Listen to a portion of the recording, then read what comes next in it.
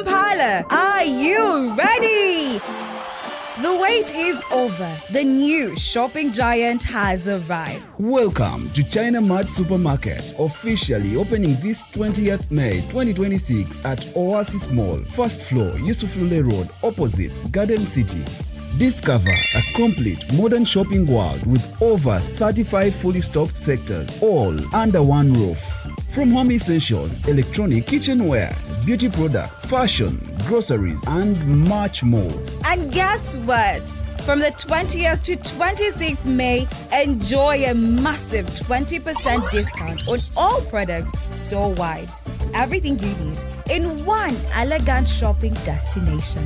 Enjoy pocket-friendly prices, premium customer care, a modern shopping experience, and ample parking space for your convenience. Why move from shop to shop when the world of shopping is now in one place? China Mart Supermarket. More than a supermarket, a complete lifestyle shopping destination. China Mart Supermarket. Super much. Ikop bakube babifanani olikwenda bifanani birungi bakukube bakwize ti oli munoni omukolo bagukolere olina kwandula olina nankani bya wedding olina graduation nibo bofirirwa so kwenda kukola nankani send of decent wesimbye omukalulu decent funaba ikop abo bulwo bayito batako tubateko tuli kujja mukulonda era tibasasula be kale sasula olikwenda bya bululu yes bakukube mukuba ni poster ate bana mukuba poster olikwenda bana dinedo kubutundu bali mu poster anguli mutunigira muko chali wifi ani chali wa mwazira sente yasina nokumuyamba oyo omusada eri ekindi aba ikop olikwenda poster kale bana butundu bali billboard jamba na ife aba business card mudikola nteno naba akolene ya nedo debeta bolochuwa dindi bolochuwa chechimu ne business card ate kalenda muandika ku t-shirt. Follow us on Instagram at Ecop Photography or call +256 702 935 078. Don't forget, they do it smart. Book with us today. And branding at Print Creations. From custom gift sets to unique promotional items, creative signages and general printing, we've got everything you need to elevate your brand. Visit us at Chum Towers, Suite 70 on Kuruma Road, Lighthouse, Suites D14, D15 and F13. We offer a wide range of stationery supplies, awards and a vintage collection that stands out. Call us today at 0934 893 333 or WhatsApp 0702 683 317. Follow us on Facebook, Instagram and X at Print Creations. Print Creations, where quality, excellence and uniqueness meet.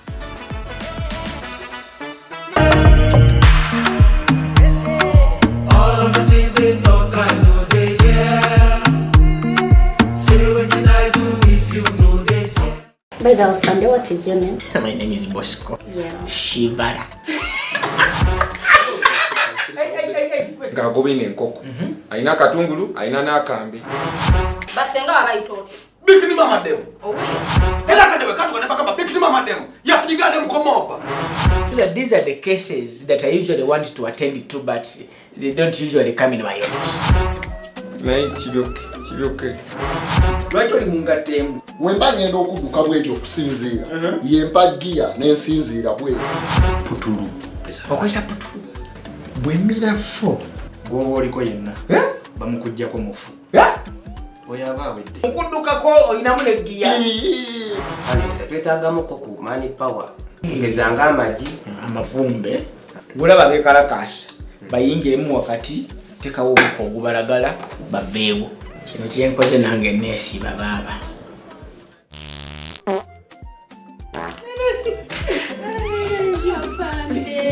you do as you wish.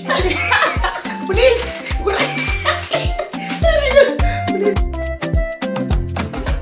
Assalamu alaikum warahmatullahi wabarakatuh. My name is Jeanette Umar Kasule, a member from the Elite Little Hijabis. We are proud of our religion Islam and we believe in decency. I believe we can secure the next generation through the Little Hijabis.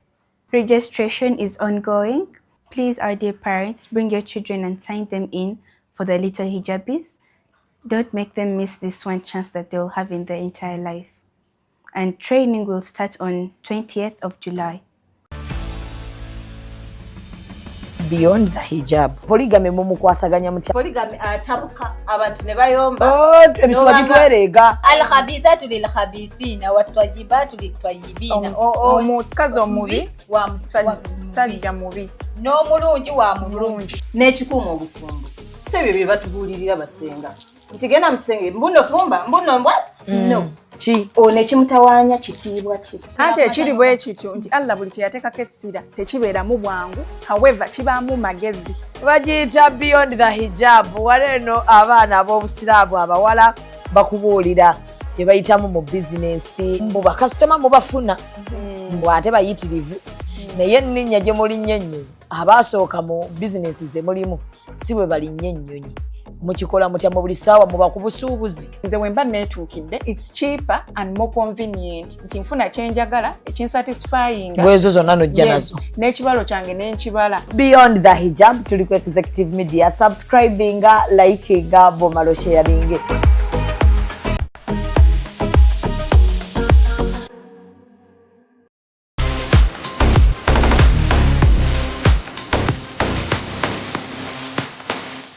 Full body workouts ku Monday gye tubaamu.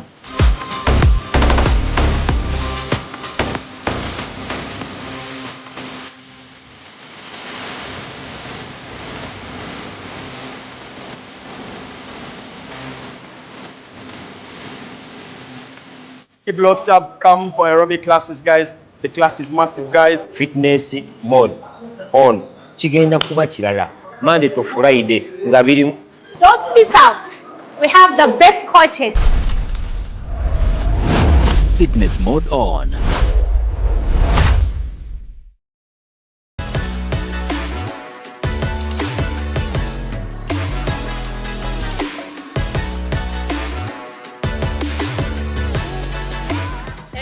Diggy diggy diggy da da da diggy da. Ona baku dance floor come take it. Diggy diggy diggy da da da diggy da. Bigger biggie boy come pepeta. It's a girl Karakasita, Mama Sita at King Mama and one local Executive Media on the Real Time Show with the girl Minnie. Don't touch the dial. Maximum to the world. Tute drugs ng'omwenge ebiki. Omanya abazadde bolooza drugs olowooza njaga. Ekyo kati ezo blunts ze mulowooza weed. N'okuliza omwana anywa enjaga.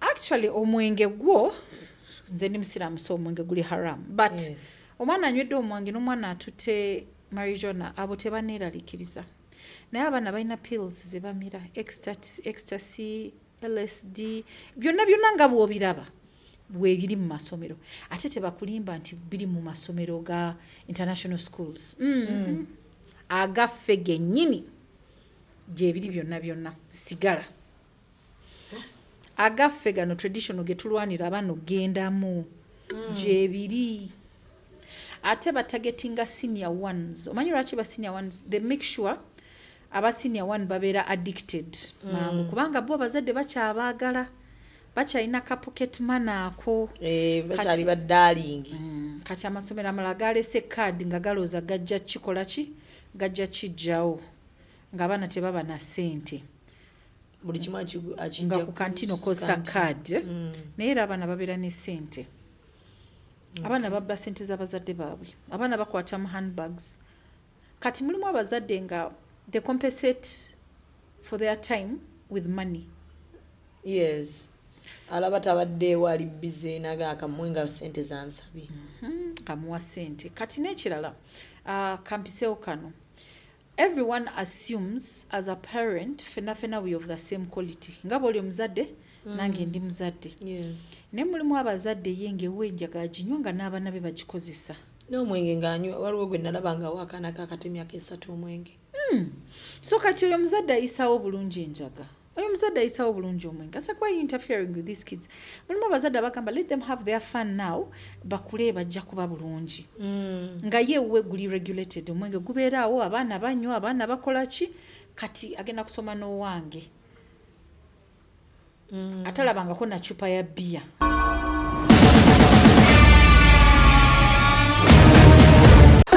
kansubira buli omu ali bulungi kamera nkola akulindemu omuntu bw'aba akola mulinde abadde ogamba ki wamma real time with Mimi Shamima Njali erinnya lyange njagala kubeebaza okubeerawo nga mutulaba nga mugoberera abazadde mwebale abaami n'abakyala thank you so much ku executive media wano wetubeera program yaffe eno eya real time tukyaza abantu ab'enjawulo naye waliwo be mulaba buli wiiki kwe kuli Hajjat Rahma mumulaba buli week twogera ku baana nangeri ki gye tusobola kubeera nga tuyambamu abaana baffe programu yaffe eteekebwamu ssente aba China Mart bali awo ku Oasis Mall sobola okugenda n'obeera ng'osuubulayo kyonna kyoyagadde ebintu bya mu nnyumba byakozesa mu hotel byonna n'embeera ya bulijjo so tulina aba Nile Agro Industries Limited balina butta omulungi kosa eŋŋano sabbuuni n'omuzigo omulungi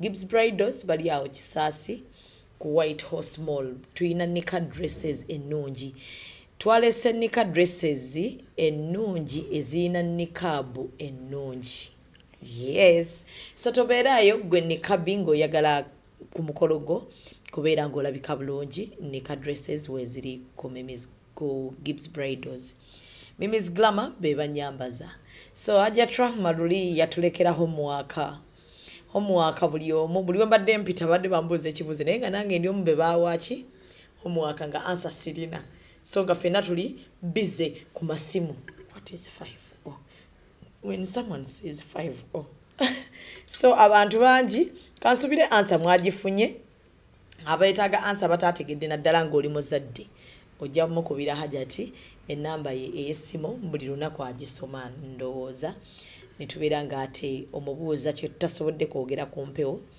omuzadde n'okifuna gwe kinoomu Hajjati abantu babalekeraho mwaka oli bulungi ndi bulungi ndowooza naye wafunye amasimu nafunye homework yansanyusiza abaana nno tebakyagadde Hajjati esofa abaana si basanyufu naawe abaana si basanyufu era nti ebyama byayo byonna tubalekeddeeyo yadde bannanga nti kati abo baba bampita snitch mu lulimi lwabwe baba bampita snitch naye it's not snitching kino kankyogere kubanga abambuuza basinga it's not snitching it's time that you started speaking to your parents because you have challenges and most of the time some of you are forced to code this word so when you start speaking to your parents and letting them know some of the challenges you face I will not have to snitch so muli ba mukwano nabo tuli ba mukwano nabo bakulabanga kati mulabe waabwe bagamba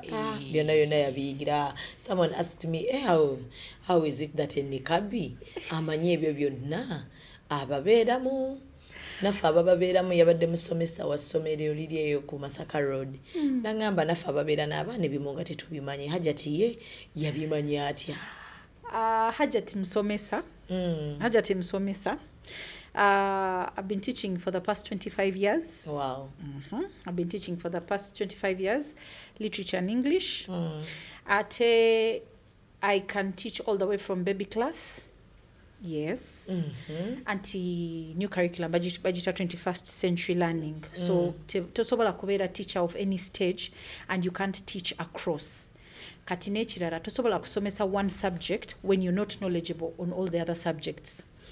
Kati waliwo subject gye bayita PESH, personal health and sexuality ebiwe bityo it was compulsory okukisomesa kati okwo kwe nayiga naye nga sinaba kukugerako ebyo byonna akamala okweyanza okutukolerayo banikabi nika dresses very nice nika dresses with very nice niqabs inshallah ku nika yange nja kwambala inshallah n'abagala niqabs anti olaba niqabs tubonaabona nnyo yes tewali abalowoozaako yes era weebale nnyo I think you're the first one to come out and think about that growing number of people then ekirala China Mart for those that like anime they have a huge selection of all the swords yes they have a huge selection for all the swords and most of the apparel that you see in anime movies so kati abakuje bagendayo ne babifuna naye mwegendereza abazadde omwana wo bw'aba agenzeeyo genda okebere byaguze Genda naye. nanti ne bwogenda naye gojja kwetolola ye agenda agula ekyagula ate jjukira mulimu abazadde atafaayo ayimirira wali n'aswipinga card. Bulungi. Abaana baguze daggers, abaana baguze swords. Yes, kati very soon omuntu ajja kulwana n'omuntu. Nali nkibuuza. Nemubuuza kati bw'aba mala ogigulayo mwana n'agiwagala kyekiddako. Toyetaaga giwagala. Ebeera nga mpagadde. It's already sharpened, extremely sharp. Yes, nalaba tezaali sharp. Waliwo ne army knives, waliwo bingi ebiriyo. So birungi naye mukebera abaana. I'm sorry to say this, naye bikula omufaliso. Bikula omufaliso wansi, like flip the bed under the mattress, bakwekayo ebintu bingi. Ebyo biso abaana bali mbigula. Jukira ffe tujja tulaba oba obuliri bwali. Ekisenge kiri oke n'otunulamu noga oke. Anedda kati ebintu ebimu abazadde balina okubeera I don't know smart. For starters tewalina kubeerawo oluggi lwe baggala mu nnyumba locking with a key. Nedda. You can push back the door noyigiriza abaana privacy anti nawe omuzadde olina ogirespecti nga tova erino mala gaggulawo oluggi lwa muntu naye tokkiriza mwana kweggalira mu kisenge. It is not safe. It is not safe. Ate once in a while yita mu kisenge ky'omwana okikebere. There should not be any medication. Ne bwaba panado tebamutereka mu kisenge. Kubanga abeere waabeera nga buli omu alaba. Bino twagenze mu case clinic ne batuwa eddagala omuwa eddagala lyaliteke mu kisenge nno. Nekyo abazadde mukimanye eddagala abaana lye batwala ku ssomero oluusi batwaliramu eddala. Kubanga tikyo olujja n'alaba case clinic ng'atwala. Vapes ezimu bazikweka nga inhaler. Ate abaana b'empisa ennungi be bayisaawo bino ebintu. So kati nze bebanga Zubeda bamanyi you're the nice girl, you're the head girl, you ani mukwano gw'abaana. They will put you on pressure. Gwayisaawo kubanga tebajja kukebera. Bagamba oyayitewo. Ayitewo. Oluusi bigendera mu nsawo z'abamaama abamu nga tebamanyi. Bino Zubeda owadde favorite cousin kubanga Zubeda you have your cousins, your sisters. Yes. Aba vaping atobalina. Kati golozo omwana wabagenda ku vaping agenda mugana. Eitira mu handbag ye wano bamaze check up buli kimu nagimuwa. Yes. Cornflakes ezo Weetabix pads ez'abawala. Kadi asumulula akaveera. Ataddamu n'afuna ati akapya businga ziba nsumulule mani nino zisobola zikebera. Shia. Kusobola zisiilinga ne kando. Kuzizinga buzinzi bwoti n'osiilinga. So tulina ozisumulula tuzikebere. Pads zigende nga ziri mu kasawo kalala. Tokkiriza pack.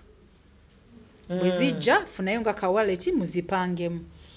Ate make it a point okupakinga suitcase eyo nga mugenda. Gwe kennyini. Jiddemu gwe kennyini. Jiddemu. And one day to school essimu gijjeewo. 1 or 2 days to school essimu gijjeewo. Kubanga mwabeerawo pickups and drop-offs. Tuba tumanyi nga bigenda okuyingira. Yes. Abazadde mulimu abazadde nga bo bali okay n'omwana wabo okutwala essimu so babawo obubiriiti. Kati obubiriiti obwo bwe bugenderako pon alabibwa mu doomu. Awo babadde wanzetedde. Kabiriiti yetu bagirabirako batya pon.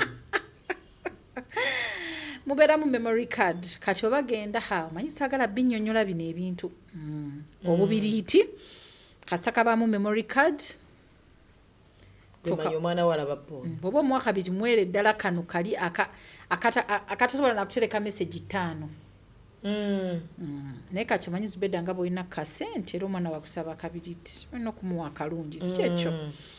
Naye kusomera omwana asimu aba agitwalawa. Nedda abazadde bazibawa. HM nina buli omu gwe nsobola okukubira ku ssomero.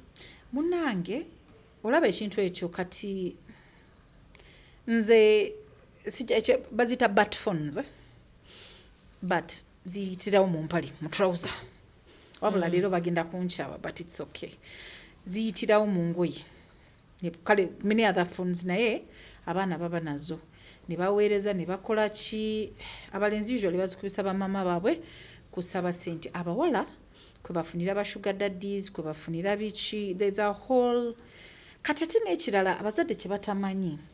There are teachers that are corruptible in these schools. Bulungi nnyo. There are teachers that are corruptible in these schools. Nga be barwaninga racket eyo. Nga eyo business ya teacher. Yatunda airtime, yatunda essimu. Kubanga jukira everything is 4 times the price. Airtime wa 10 aba wa mutwalo. 1 minute phone call eba ya 200. So you can't do all of this nga there isn't someone in school sanctioning it. Tekisoboka. Ate no muna you'll be surprised. Usually beba teachers abali serious ababikola ebintu ebyo. Betulaba abakambu abazibu. In fact nze teacher wakambu wala nnyo tekako question mark. Obukambu obususse newebuza bonna bwaki. Bonna bwaki. So omwana ewaka mukuume. Eddagala medicines, all medicines inakubeera mu kitchen. Ate gwe omuzadde don't take it for granted. Zikebere ebyo ebintu bye bateeka mu fridge abamu kumwe mwina fridge nga 10 mwina fridge zive eno paka eri tokebera bibeera mu fridge. Sobola okukwata obuntu bwange ne muteeka mu kakontena ka ice cream ne nkatereka. Nze buli wenda bayo ndaba ice cream akyaliwo. Omanyi kati nga wagamba nti abavu be babonaabona okebeka fridge obunyanya busatu buyite eno buyite eri naye there are some fridges gyotunulamu nogamba mashallah. Naye no medication in the room tewali wadde. No gadgets in the room tewali wadde. No closed, no locked doors. Then okebera ekisenge ky'abaana. Okebera tebo okebera to walo kuno okebera nga nedda bakeberere ddala musitule emifaliso mu giflipping pillow zikubire ddala booti n'omufaliso gusumulula olabe mattress cover ziyita like check the mattress cover because there are compartments someone can cut and then put dictionaries ebyo bitabo ebinene nga olaba mu movies bakubamu ekituli golaba mwana kusoma ngoloza asomisimu akitedde munda alaba byalaba nti mwabagulira ne buno kati ayambala hood n'abikkako n'asumula ekitabo akuba mu dictionary ekituli osalamu pages ez'omu makkati bannange tobimbuuza nnyo naawe nja kuwa abantu amagezi naye gwe abazadde bakebere bukebezi dictionaries. So kati drugs ziyitawo zitya mu byokulya okutuuka ng'omwana ayina atutte drugs ng'omwenge ebiki. Omanyi abazadde bolowooza drugs olowooza njaga. Ekyo kati ezo blunts ze mulowooza weed. N'okuliza omwana anywa enjaga. Actually omwenge gwo nze ndi musiraamu so omwenge guli haram. But omwana anywedde omwenge n'omwana atutte marijuana abo tebaneeralikiriza. Naye abaana balina pills ze bamira ecstasy, LSD byonna nga bw'obiraba bwebiri mu masomero ate tebakulimba nti biri mu masomero ga international schools. Agaffe gennyini gyebiri byonna sigala. Agaffe gano traditional getulwanira abaana ogendamu gyebiri. Ate batagetinga senior ones. Omanyi lwaki ba senior ones? They make sure aba senior one babeera addicted. Kubanga bo abazadde bakyabaagala. Bakyalina ka pocket money ako. Bakyali ba darling. Kati amasomero amalala galese card nga galooza gajja kikola ki? Gajja kijjawo. Ng'abaana tebaba na ssente. Buli kimu nga ku kantino kosa card. Naye era abaana babeera ne ssente. Abaana babba ssente z'abazadde baabwe. Abaana bakwata mu handbags. Kati mulimu abazadde nga they compensate for their time with money. Yes. Alaba tabadde wali busy naga akamwenga ssente zansabye. Kamuwa ssente. Kati n'ekirala kampiseewo kano. Everyone assumes as a parent fena we of the same quality. Nga bw'oli omuzadde nange ndi muzadde. Naye mulimu abazadde yenge wenjaga aginywa nga n'abaana be bagikozesa. N'omwenge ng'anywa waliwo gwe nalaba nga waakaana kaakatemya ak'esatu omwenge. So kati oyo omuzadde ayisaawo bulungi enjaga. Oyo omuzadde ayisaawo bulungi omwenge. Asa kwa interfering with these kids. Mulimu abazadde abagamba let them have their fun now bakule bajja kuba bulungi. Nga ye we guli regulated omwenge gubeeraawo abaana banywa abaana bakola ki kati agenda kusoma n'owange atalabangako na chupa ya bia agiraba ku filimu so yajja guyisaawo ogw'omwenge ajja guyisaawo nzadde balabamu ne basikaali awo n'amugjamu waba alina kyayagala muleetere nagamba muwe ate by the askari ogenda okukola ekintu nga waliwo ticca munda gwe bakola naye bulungi nnyo tasobola kuba nti askari akola yekayeka lwakuba oli baba bamutya emyaka gye maze nga nkola as a teacher abaana bajja ne bakugamba even like nga bugamba counseling nogenda noyogera n'abaana ku ssomero bagamba madam Zubeda yabikola ate kati tulina omusasula a certain amount of money okuraninga business zaffe mu ssomero bw'otamusasula nga bakwata yes kati nno gw'okyali awo naye okimanyi nti amasomero galinamu prostitution abaana mu ssomero beetunda mu ssomero mwennyini yes for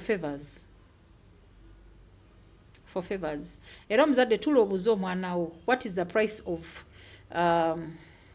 bases first base second base bases zonna bazikyajingira sente meka you will find out bases kyeki gwe kireka awo ye homework yammwe bannange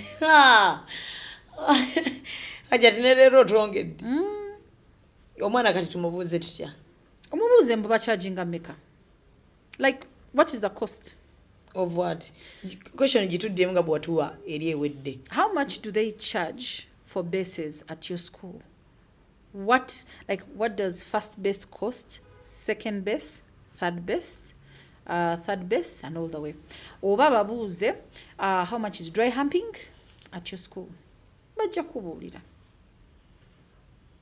abazadde kwegamba bye tuliko birala nnyo n'abaana bye baliko birala nnyo naye omwana ayogera ne muzadde we bino tebibeera kino tekibeera kizibu kye tabeera lonely tabeera pushed by society ate nno tolowooza nti omwana w'omwavu yeka yagenda obikola ebyo nedda omwana atalina mukwano gwe in a parent is the most vulnerable child gwenza okuloza nze simanya omwana wange mu ebintu byonna byonna abalenzi baleme mulimba omwana wo ali lonely ali mugula mikwano like they're buying friendship now is better even as adults abaana bakola buloonya mikwano kati Zubeda nga gwe tolina mu mukwano gwe ali genuine ono omwadde ka lipstick oli omwadde engatto obeera mu birthday buli kaseera obeera mu baby showers how much money do you need to sustain that lifestyle a lot kati wabanga mwana ku ssomero ali mugula mikwano agula ab'omudoomu agula ab'omu class sente mekazi ogenda omuwa nyingi ate ogenda zimuwangaza ki so era zimugwako mangu bw'omuteekerako emitwalo 3 wanalisiza abawala 10 nga buli omu ate obumanyi those fake friends yayagala Rolex yayagala kababu yayagala sausage yayagala okunywa birthday yayagala biki so nga bana beetunda mu ssomero yes nga waliwo tikyamanyi nanyini ssomero kino akimanyako oba kibeereyo munda nga yitamanyi omanyi ekintu ekyo ekyamasomero baba babalimba baba bamanyi but nga luli bwe nakugamba amasomero gano they have 2000 students they don't care about yours baagala kugoba owe bamugoba makati mutamu those are 2 extra places created ate tebakuddiza fees balance bakuddiza balance yeah tebafaayo kugobera bugobezi mwana tebafaayo ate fees azikuddiza azijjewayi yakugamba sinze mugambi akole kiyakoze amasomero agafaayo ku baana gye gali naye essomero lyonna kasita libeera nga abantu balyeguya nnyo nabo bafuna arrogance abeera ng'omukazi omulungi oba oyagala jangu oba toyagala so togenda baleetera mwana wo nze waliwo essomero wano one of the good schools in fact ne nyiniyo ali among the counselors omwana wa sister wange yali ayagala kwetta because of bullying severe bullying nengendayo nembuuza he teacher nagambye omwana ayagala kwetta omwana yeekyaye lwaki temulina counselor nagamba this is a private school ebyo bya counselor tebiriiyo Zubeda enviiri zanyimiridde ku mutwe I was in shock nagamba tetulina solution mpozi omugyewo kwegamba ye teyeeguya tebeeguya so bino ebintu byonna babimanyi tubeera mu staff room nga tubisekerera nga bwe tujerega omwana wo bwe tujerega oli netyoka tugamba omwana ayika yabiyigira waabwe waka so even if omwana yabiyigira waka n'abasomesa bennyini they participate in this kati mulimu amasomero nga waliwo teacher kati nze there's one manyi tugenda mu masomero noyogera n'abaana abawala nze first question gye mbabuuza do you have sexual pressure from the male teachers? Don't say yes, say jukira tojja kumanya ani akoze ki ayogedde naye bagamba yes Kazubeda kali awo kayinza ogenda ne kaloopa ogenda okwewuunya nga evuddeyo nini ng'evuddeyo kati oyo omwana oba ayina boobs oba ayina ki abeera ne teacher omuggwa kati oyo ayingiza kubanga you just go and tell the teacher ng'ayingiza ate tebakulimba mbu baticha abato be babikola abo abakulu it doesn't matter mulimu abato mulimu abakulu mulimu ba head teacher mulimu ba director of studies mulimu baani ne abaana basirika abaana basirika ogenda okutula okwogera ne bagamba by the that teacher kati wangamba there's a teacher who likes being flashed kati ogenda kuza flashed chechi naye kyebadde ndaga niyoganga okubya eriiso kati mulimu baticha abagala oba flashing nga flashing kwe kulagako bawambye si mugenda mu flashing kati oyo teacher akkiriza mu flashing gwolekera abaana bo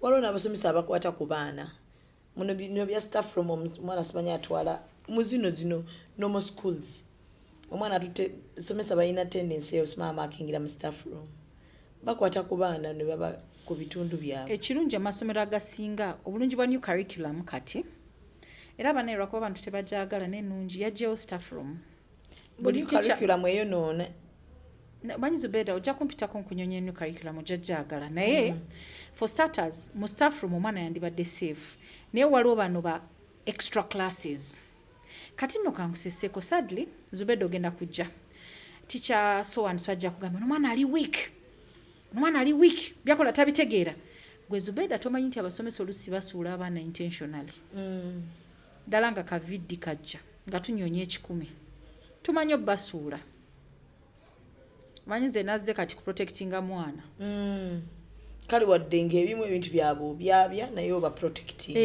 abasomesa basuula abaana intentionally yes ddala gwe ng'olina akasente era bw'otuuka tajja kugamba kirungi ku mwana we well your child plays a lot biki kati nga gwonyiga jukira oli mu polygamy abaana bamujjawo basaza ogamba you do whatever you want extra money zizino tuyinza kikola tutya yes ng'otandika kwawula mwana na teacher omwana oludde waka gwe wana teacher Solomon teacher Michael bana musajja afai bana musajja nga bakukwatira omwana wo tomanyi ate oyagala kumanya omwana ne bwagamba ojja gamba alimba tayagala kusoma kuba teacher olwokuba yamuloopako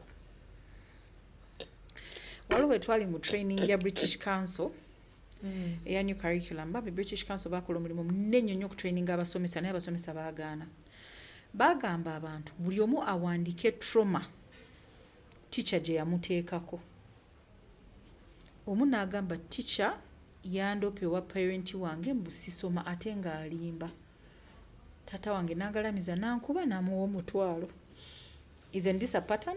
Yes. Isn't it a pattern? Kasita bagamba ekintu ekibi ku mwana wo nga gwe kati oba trustingamu ng'omwana omuggyako trust ng'otandika kuba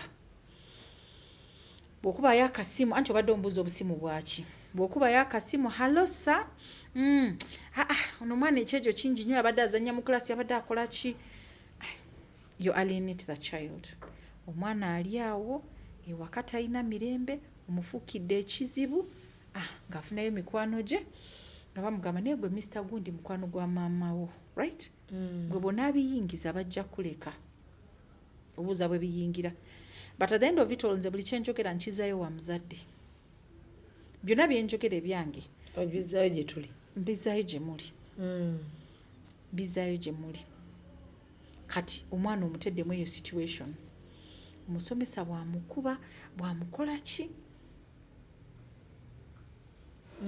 oba kati frustrations agenda zimalirawa kankubuuzi bwobanga gwe Zubeda at work bakutawaanya ewaka omwami wakubuzizaako emirembe waawe ogenda okufuna emirembe tewali bwe nfunayo kyonna ekinyambako kyembeera nakyo. Thank you. Kati nga tonnabuuza enjaga eyingira etya, the question should be why. Lwaki eyingira? Lwaki eyingira? Because the why explains the demand. Kati new curriculum elese pressure nyingi nnyo. Abaana balina okusoma basome. Kati to keep up, abaana batandise okunywa okumira high performance drugs. They are using high performance drugs. Basome era oli agamba bwe mira line eddagala mbeera sharp. Bwe mira line eddagala mbeera sharp. I concentrate more, I work more, I do more. Kati kitegeeza eri eddagala lijja kubeera kuki ku demand. Si kyekyo. So kati abazadde tulina kukola ki? Kwogera n'abaana bamwe. But there are some parents abagamba ayogedde n'omwana akoze buli kimu sente yazisala nga bw'ogambye like mwana muto naye nga ye alaba buli kimu akikoze ate omwana yeeyongera kwonooneka like nga ye agamba omwana groups kati abaana bafuna groups ku masomero yes ng'omwana wo gwe ogezezzaako but ate omwana alina groups gweogezaako eno ng'omuzadde kuteminga omwana omutute wajja trahma okoze biki naye nga groups eri essomero bw'alivaamu oba ki? Okay. Omanyi mulimu abazadde agenda tagenda funayo group ndala? Nedda. Usually bw'agenda ewapya olaba ki ekibaddewo. Omanyi Zubeda, most problems ziva ku ggwe.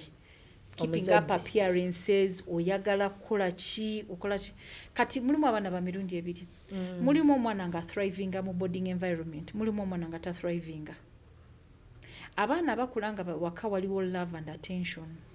Boarding life ebanyigiriza. Jukira buli omu ayagala attention. Kati mulimu abaana ng'ewaka tewali aliyo. Zubeda ovaawo ku makya odda kiro. Yes. I've worked with children nga ayinza okugamba I've spent 2 weeks nga sinalaba mama wange ne taata wange. Naye nga bakoma buli lunaku. Babeera mu same house. Abaana bagenda ku makya nga bazadde beebase. Abazadde bakomawo ekiro nga abaana beebase. So tewaba interaction. Saturday mikolo social corporate responsibility. Sunday kale maybe fena tugende ku CJs oba fena tugende ku beach. Kati talking time batekola ki? Teriiwo. Kati omwana ng'oyo thriving mu boarding. Ne groups ziba zimukolera. Kati ne bw'okola kya okumujja ku groups kiba kizibu kubanga baba afuna ki? Attention ye. Ate bwe mba nina omwana nga mukopi. Mukopi? Like akopinga buli kimu. Like omwana nga ayagala nnyo kopa. Akopa nnyo. Munne bw'abaako munne ne bw'aba akyamya omumwa yogenda naye okumulaba ewaka nga naye atandise okyamya omumwa. Obwo nabo babulagajjavu bwange ng'omuzadde still. Usually abazadde mwerabira nti abaana babalaba bawulira bye mukola bawulira amasimu ge mubeerako. Zubeda oyinza okuba nga gwe obeera ku ekyo nga yeggwe nga eyo personality yo. Ngate ngewaka ayinza okuba abadde takiraba ajati. Are you sure? Yes. Omwana n'omusanga nga abadde tananaagira n'atandika onnanaagira. Nedda okati ng'ekyo gamba ekyo ekyokumimikinga. Abaana baagala nnyo ebitrendinga kati abalaba kiri ekipya kye kirungi. It is usually it's okay because abaana bayiga bwe batyo. Naye kino okubeera nga kiri regulated. Kuba ogenda okudda mwana ate tatambula ng'akongojja ayalabye munne nga mulema nadda ng'akongojja. Anti abaana bato abadde tananaagira nadda ng'ananaagira. Eyo gundi it is part of their learning bagita incidental learning. Abaana bato bayiga era egyo emyaka egya early child development gundi like tubale 0 to 8 years. Egyo emyaka abaana bayiga incidentally alaba nayiga. Kyovola omwana wa 5 omujja wano n'omutwala Arua mu mwezi gumu ng'ayogera olukyoli. Gwe gwotasobola kulaba. Omwana n'atuula n'ayiga. Olaba bino byokola gwe katukambe nga computer n'essimu gwe omukulu oyinza okutwalira omwaka naye omuto bamu omwana omuto owa myaka 5 abikwata mangu because their cognitive ability ebeera waggulu nnyo. Kati ekyo kyo kiri awo it's usually harmless. Naye omwana bw'aba akuze nga akyabikola that means it is behavioral. nti ye nga ye talina personality, ye nga ye tamanyi tanaba kwemanya, abeera mu bakozi, abeera ku TV, totuulangako kwogera naye, tamanyi values zammwe. Zubedo kimanyi nti abaana basinga tebamanyi nti incest mubi. Kubanga bazadde babe tebabagambanga. Nti omuzadde atya amugamba atya? Ogamba Zubedo nagambye ebyo gamba nti omuzadde amugamba atya. Tebikyakola. Ku comments wagamba omukazi yabuza omwana wa 8 alaba porn. Oyo omwana ali omanyi 8 gibya myaka emeka P2 oba P3? Yes. It is P2 to P3.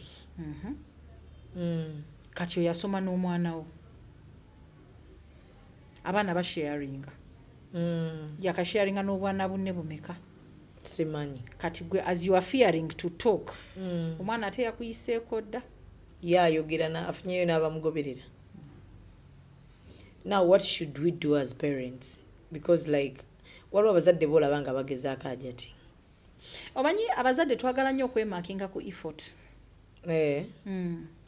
Ate akakantu tekisaanidde. Uganda tukalina nnyo. Ng'okoze bw'oti. But I tried. Yeah, I've tried my best as a parent. Ate ani akumakinga effort? Si gwe weemakinga? No, omwana ayinza okuba kati yaleesedde okumakinga effort. Nedda kakubulire. There is no perfect child and there is no perfect situation. Mulimu omuntu golaba mazima ng'agezezzaako. Naye omwana n'amukuba one of omwana n'aleetayo akapya. Naye abadde takasuubira. Abadde takasuubira. Naye kizibu nnyo omwana okuva mu 0 paka 100. Kizibu. Okuva mu 0 paka 100. Kizibu nnyo. Ajja mpola mpola. Ajja mpola. Asobola okubuuka from 50 to 100. From 70 to 100. Era bw'otuula omuzadde ogenda okwogera, waliwo omuwala gwe bampa client. Omwana alina empisa ezitafaanana waabwe. Ng'omwana era buli omu nga yeebuuza n'omwana biki. Kati ne ntula n'omwana n'ambuulira waliwo cousin yajja n'abeera nabo for like 3 years. Ng'omwana ali mu P5, P6, P7. Gino these are formative years. Kati ng'oyo cousin yaliwo yali oba 18, 19. Kati nga bano abakulu bonna bavuddewo. Wanyizu beda mulimu families nga ffenna tukuze, mama n'aleetayo ak'obukadde nga kato. Kati omwana yalina empisa ezo. Bagenda okulaba nti bali bwe baavaawo, oli cousin bwe yabeerawo, babondinga n'ono, kati empisa ze yakopa zezooyo. Kati bo baali bakiraba muzaabwe tekiriimu. Naye ne beerabira nti they were not the only point of contact for that child. Mwalimu abalala. Ani go exposing abaana bo? Nakyogera luli. Ani? Omanyi Auntie Rahma anywa enjaga. Okimanyi bulungi? Okimanyi Auntie Rahma tabulwa kantu mu nsawo ye. Naye omuleka n'abaana bo. Anywa balaba. Gwe bw'ovaawo omanyi anywa balaba. Kumbe. Kati nze mami wange twakula mu environment nga tukula n'abantu ba mama wange nga bakyotala. Abamanyi bali akakoola. Naye mama wange yateekawo nga tebakalira mu nnyumba ye. Tokalira mu nnyumba ye, fuluma. Naffe ne tukula nga tumanyi it's not acceptable. Ekyo kyo ne tumanya nti ki? Abantu baffe bali bakikola. Naye ffe tetukola ki? Tetulina kikola. Tetulina kikola. Kubanga twakula tebakikola. Ne sigala ne bakikubanga abantu baffe bamanyi abakyotala ku sigala awo ku kakoola. Naye ng'ewaffe tubamanyi era tugendayo. Naye nga tumanyi ebyo ewaffe tebakola ki? Tebabikola. Era nga ne maama wange naye amanyi tebakola ki? Era nga nabo bamanyi. Era nga babakula bagamba maama wajja kukuba. Ye tabyagalira. Nga tabyagala. Naye abaabalala nga babaleka. Kubanga bamama baabwe bakola ki? Babyagala. Babikkiriza. So what you tolerate. Naye tubadde kugundi kintu ekyo kya illicit items, ekya pornography, ekya drugs, ekyakinga bebingira mu ssomero. Era abaana be babiyingiza. Oba abasomesa be babiyingiza ne babitunda. But ebintu ebyo biyingira nga business. Omwana yibwa abayingiza naye ayingiza business. Eba business ye. Mbadde manyi biba bibye. abagenda kuguza banne ate usually abatunda tebabikozesa ekyo kyo kimanyi usually abatunda tebabikozesa aguza banne bakasitoma abo abanabo ate baagala nnyo obo senior 1 senior 2 kubanga baba bakyali innocent womutandika mu senior 1 by senior 3 abeera addict okurecruiting wa senior 3 kizibu mukko okujjako zino ezaze za stress kati ezo high performance ziriwa abaana nga baagala okusoma leeti ebitabo bafune maxi kibi omwana okusoma leeti ebitabo si kibi naye kati bo ensoma gye basomamu teri healthy kati olaba nga bano ba corporates balina eddagala lye bamira okubeera high performance yes balina eddagala nti sisobola byogerera yes I understand but why so that babeera mu alert yes babeera mu alert nga bazadde bakimanyiko omuzadde yazimira omuzadde akola mu bank bamusaba reports kati ayinayo biz teyeebaka so aba alina okunywa ebintu bimuyamba okukola ki okutunula kati akaana ke we kalabira kakula kakimanyi katunza banne kati era n'abaana abasinga the ones have interacted bagamba bakozesa weed to stay alert basobole okusoma